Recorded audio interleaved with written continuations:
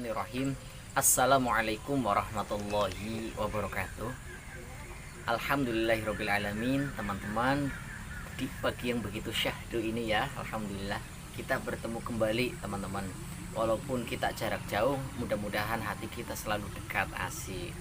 Teman-teman, sebelum dimulai marilah kita berdoa terlebih dahulu dengan membaca basmalah bersama-sama. Bismillahirrahmanirrahim. Teman-teman tentunya masih kenal ya sama Ustadz ya. Ustadz namanya Ustadz Amin ya. Ustadz sekarang lagi berada di suatu tempat ya, di satu tempat. Insya Allah ini begitu sangat sejuk teman-teman. Ini banyak sekali ikan, banyak sekali pepohonan. Ustadz begitu sangat menikmati. Teman-teman juga harus menikmati tentang ciptaan Allah ya. Teman-teman, Ustadz mau tanya ini ya. Kira-kira teman-teman itu di rumah itu suka melaksanakan sholat atau tidak? Suka melaksanakan? Bagus banget ya.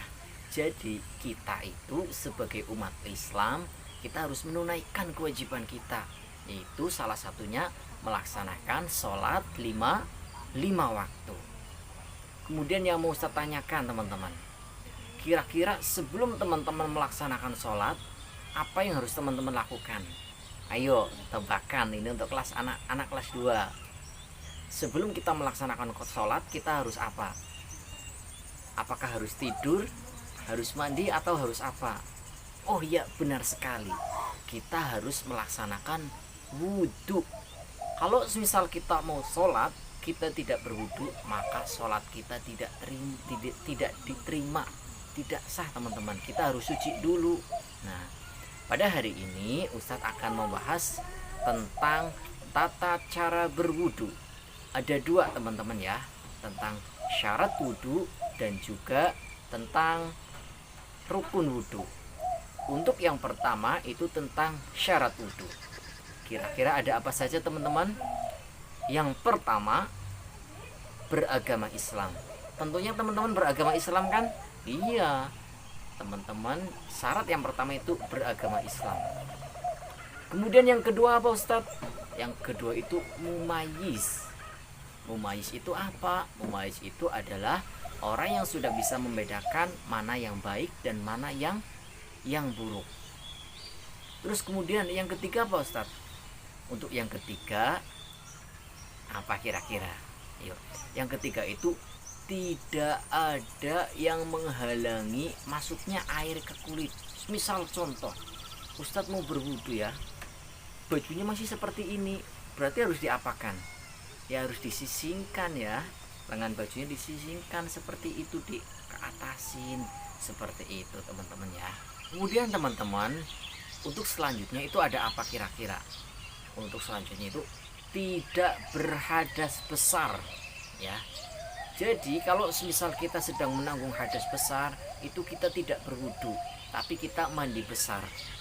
Kita mandi besar ya. Jadi kalau misal syaratnya wudu itu tadi ya, tidak berhadas besar, tidak ada yang menghalangi masuknya air ke kulit, seperti itu mumayyiz. Dan selanjutnya itu apa kira-kira? Kita menggunakan air yang suci dan mensucikan. Contohnya Ustadz, air yang suci mensucikan. Contohnya air sumur suci mensucikan. Terus kemudian ada air hujan dan lain sebagainya. Ustadz, contoh air yang suci tapi tidak mensucikan apa Ustadz? Gini teman-teman, ayahnya pernah minum kopi tidak? Wah tentunya pernah. Nah, air kopi itu kan suci teman-teman ya, tapi air kopi itu tidak bisa mensucikan. Kayak air kopi, air teh seperti itu suci namun tidak bisa mensucikan. Itu adalah syarat-syarat wudhu. Untuk selanjutnya yang kedua ini, yang kedua itu adalah rukun wudhu. Nah, rukun wudhu di sini teman-teman, Ustadz pernah menjelaskan dalam praktek ibadah. Kayaknya teman-teman masih ingat. Kalau misal teman-teman lupa, perhatikan dengan baik-baik. Untuk rukun wudhu itu ada 6 ya, seperti yang dulu disampaikan oleh Ustadz Lukman. Kalau misal teman-teman ingat, rukun wudhu ada 6. Rukun siapa Ustadz? Itu yang wajib kita laksanakan. Apa saja? Yang pertama, niat. Jadi ketika teman-teman melaksanakan rukun wudhu itu niat di dalam hati Ya, niat itu dibarengkan dengan ketika kita mengusap wajah. Mengusap apa? Mengusap wajah. Jadi ketika teman-teman mengusap wajah seperti ini, itu sambil diniatkan di dalam hati. Rukun wudhu yang pertama niat. Yang kedua apa teman-teman? Membasuh wajah. Ustadz, batasan membasuh wajah itu sampai mana? Dari mana sampai mana Ustadz? Apakah dari belakang sampai dagu? Oh tidak teman-teman. Ketika kita membasuh wajah itu dari tumbuhnya rambut sampai sini. Ya, itu dibasuh. Basah seperti itu. Terus kemudian yang ketiga itu teman-teman membasuh ini dari tangan sampai ke siku. Itu harus basah teman-teman. Untuk cari amannya teman-teman dilebihkan sedikit nih ya sikunya. Jangan sampai sini. Ya.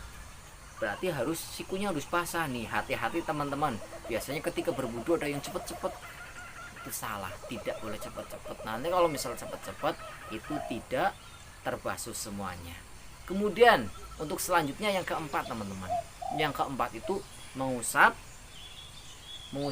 rambut atau kepala ya, diusap, bukan dibasuh seperti ini, bukan diguyur. Ada anak kecil kadang ya diguyur seperti itu kayaknya mau mandi itu ya.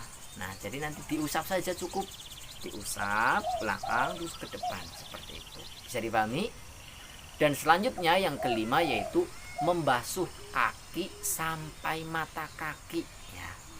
Nek basah banyu masake sampai entuk-entuk ya teman-teman, sampai apa? Entuk-entuk ya, sampai mata kaki. Dua mata kakinya itu harus basah ya. Terus kemudian teman-teman jari-jarinya itu di apa namanya, sela-selanya itu dibersihkan. Barangkali ada kotoran ya kan, dibersihkan itu di kaki. Dan selanjutnya yang terakhir yaitu tertib atau berurutan. Apa teman-teman?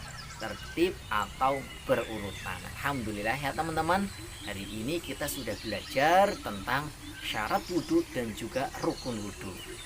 Mudah-mudahan teman-teman apa yang kita pelajari hari ini dapat bermanfaat buat kita semua. Jangan lupa kita sudah belajar, berarti dipraktekkan di rumah dengan baik. Oke Ustadz, oke Wus. Oke, alhamdulillah. Marilah kita tutup pertemuan kita dengan membaca hamdalah. Alhamdulillahirabbil alamin. Ustadz tutup dengan salam. Wassalamualaikum warahmatullahi wabarakatuh.